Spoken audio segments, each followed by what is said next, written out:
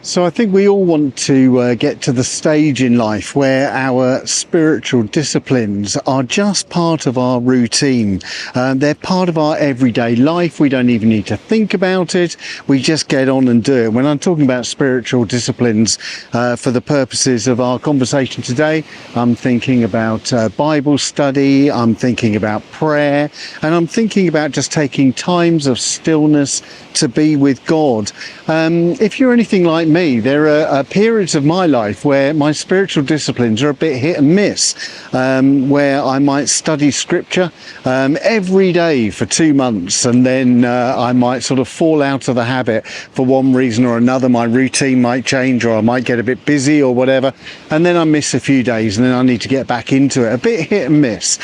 We don't really want that, do we? So what I want to do today is just to give you 6 steps to be more spiritually disciplined.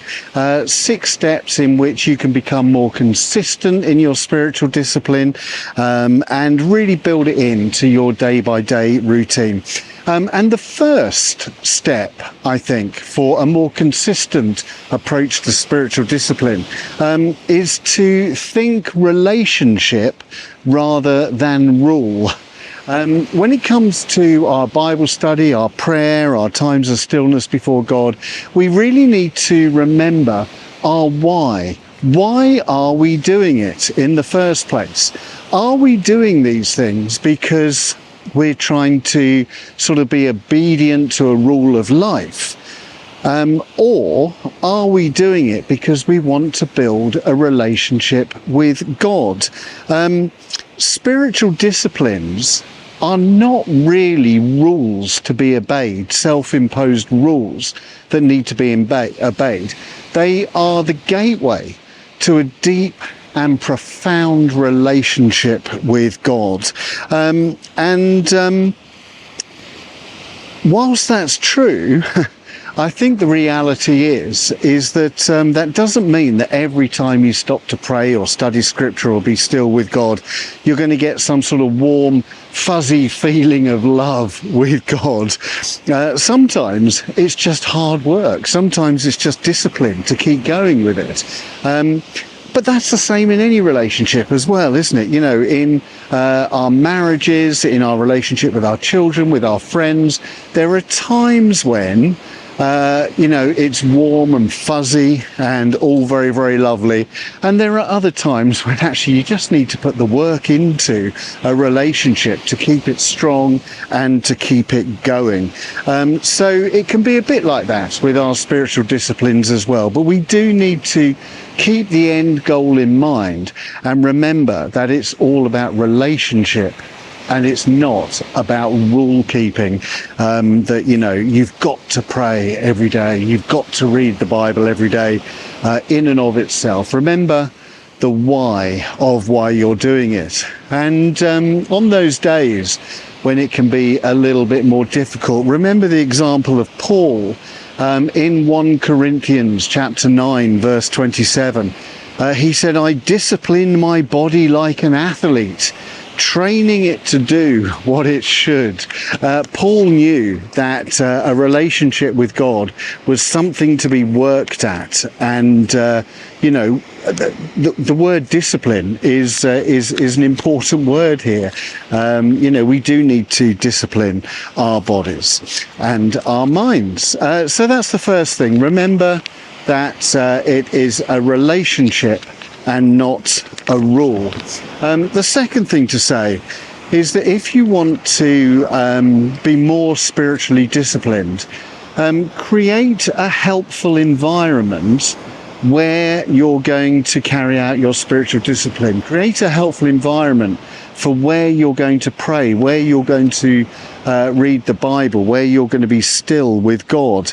I talk about this quite a lot because I think it's really, really important actually, for us to create as best we can a separate space, a separate place that we can set aside for our relationship with God. You don't need to do much to make it special. It could just be a corner of your living room. It could be a corner in your bedroom. It could be a corner in the kitchen. It could be ideally another room altogether. But just to have a place where you might have a comfortable chair, you might have a candle that you can light, you might have a Bible sitting there ready for you, you might have slightly lower lighting or something that will create a helpful environment for you, so that when you go there, then you will much more quickly get into the zone with God. And the other important thing I think about creating a helpful environment for our spiritual disciplines is to get rid of all our distractions. Part of the problem can be, can't it, that, you know, we might be reading the Bible, we might be praying, and then our phone will go off and we'll answer the phone. Or we might find ourselves becoming a bit bored, and so we start scrolling through social media or whatever. You know, get rid of the distractions. Wherever you go to pray or read the Bible, leave your phone in the other room. Don't do it while the TV's on in the corner. Do everything you can to minimize your distractions. And something that I found really helpful for myself is about the clothing I wear. Because I work from home, I'm a priest and I work from home. During my working hours, I wear one set of clothes. But as soon as I finish work, even if I'm not going out anywhere, I change my clothes. I get into a different set of clothes, which is a really important demarcation that even though I'm still in the same physical environment, I'm not working anymore. There's just a huge tractor's just turned up there. Can you hear it? It's making an awful lot of noise. I think I'll walk back in this direction just in case. But yeah, so for me, changing clothes is a really important thing. Now, you might find that helpful when it comes to prayer. You might find that actually, if you're going to have a prayer time, if you're going to read scripture, maybe even change your clothes might be helpful. Anyway, in Matthew chapter 6, verse 6, there's that amazing verse, isn't there? When you pray, go into your room and shut the door. Now, there's an awful lot going on in that verse contextually. We won't get into that. But, you know, just that notion of going into a separate room, closing the door in a new environment will help you focus on your spiritual disciplines. I think that lorry's gone, that tractor's gone. So I'm going to carry on walking this way down the beach. Thirdly, when it comes to being more spiritually disciplined, as you go into your time of prayer, your time of Bible study, your time of quietness with God, I would say include body movement. Now, what do I mean? I don't mean you've got to dance before God, unless that's your thing, then please do. What I mean is that be intentional about moving from one place to another, if you can, if that works for your environment. What I mean is that if you're sitting on the sofa and you know it's time for you to read the scriptures, then get up, go into another room and read the scriptures. There's something about moving from one place to the next that is intentional and helps us to mark out that what we're about to do in prayer and Bible study and stillness is actually special. And we're moving into a new part of the day, a new part of our schedule. It only seems like a small thing, but I think it's really important. And Jesus did that, of course, so often in the Gospels. For example, in Luke chapter 6, verse 12, it says Jesus went out to the mountain to pray. Jesus changed his environment. He got up and he moved into a different space in order to draw close to God in his spiritual disciplines. So I think there's something to be said for that. You know, if you decide you're going to read the Bible or pray, and you just stay on the couch where the TV is, where your phone is, then, you know, it's not kind of really marked out as a special place or special activity. So try to go to a different room. That may be the kitchen, it may be the bathroom, it may be a special prayer room if you've got one of those, it might be the toilet, it doesn't really matter.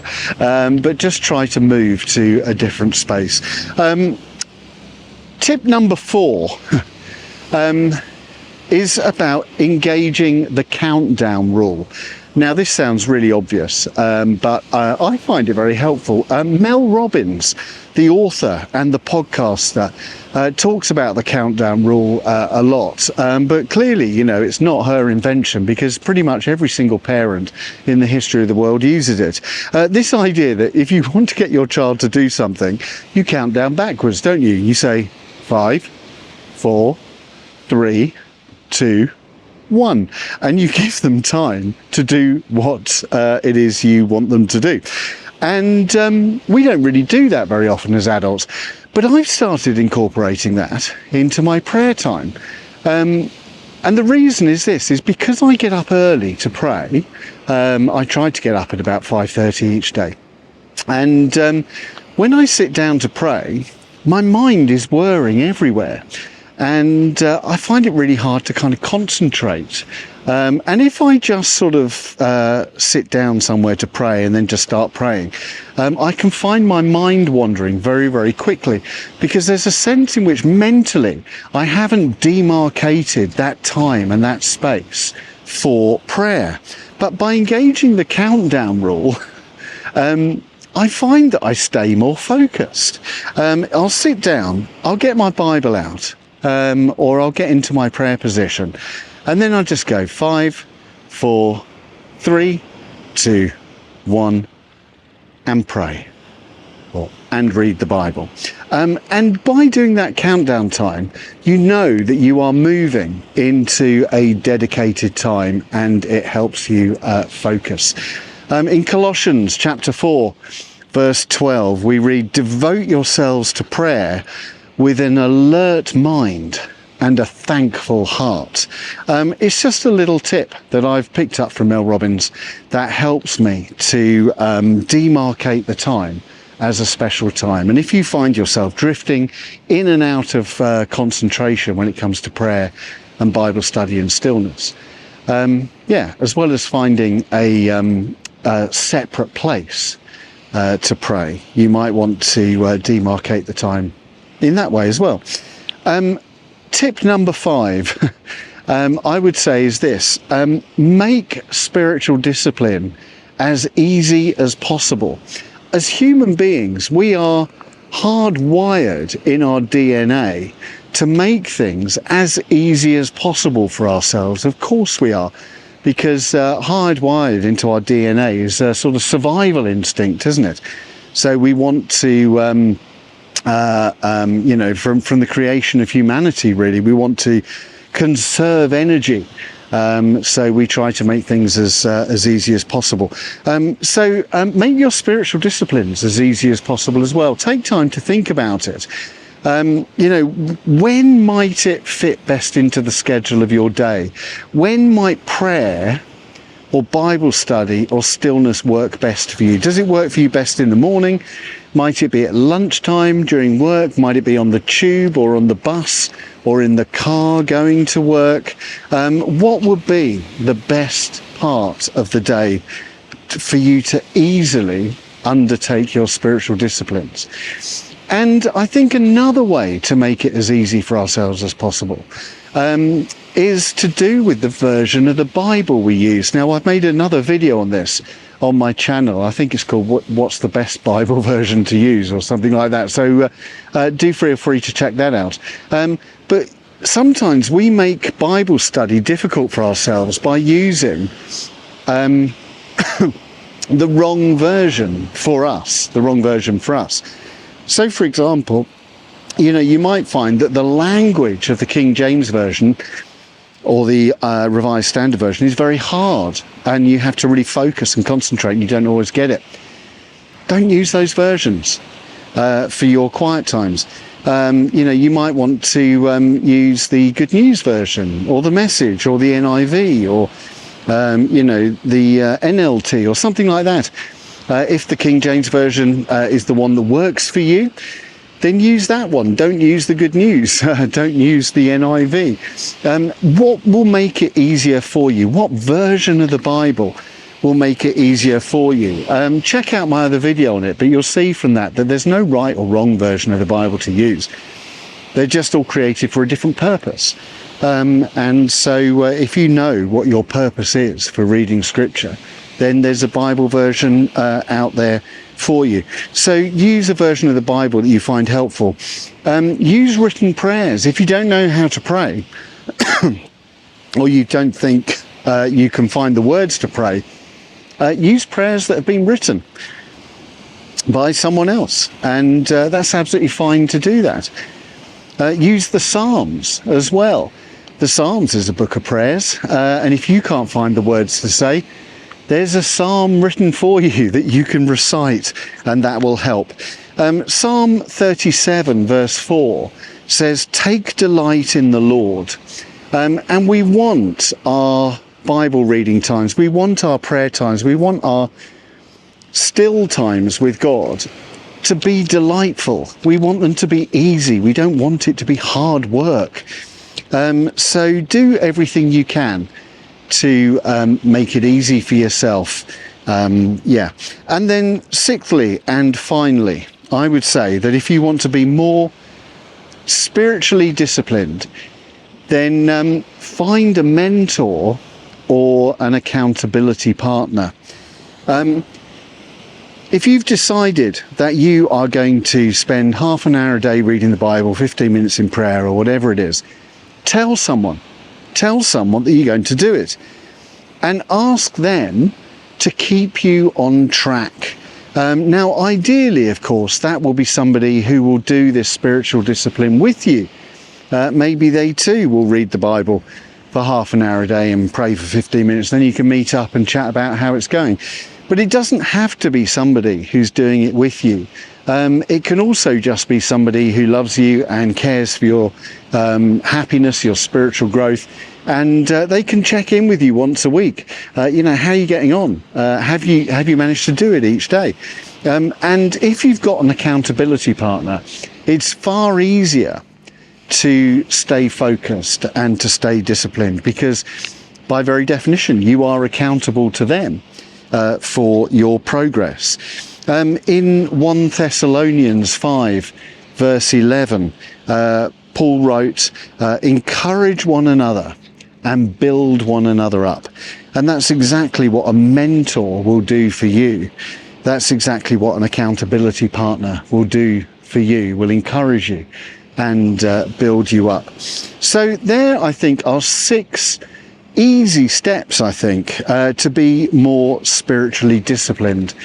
The key thing is we want to be consistent, don't we, in our spiritual discipline. We don't want to keep it up for 2 weeks and then let it all slide. We want to be absolutely as consistent as we possibly can be in our spiritual disciplines, and consistency comes to a large extent through how we frame our spirituality, how we frame our spiritual disciplines. So hopefully these 6 suggestions will help you to frame them better. I hope that's been helpful.